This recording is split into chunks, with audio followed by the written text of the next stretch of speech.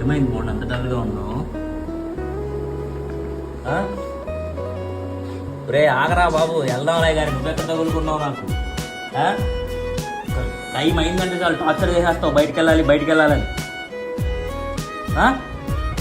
అదిగో సరే సరే సరే వెళ్దాం.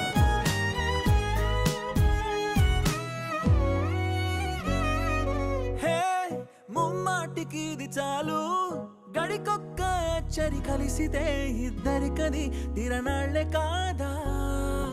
కొట్టినా జాలి చూపిస్తావు, తిట్టినా భరుస్తావు, పెట్టిన 3 ముద్దలకు వెంటే వస్తూ ఉంటావు.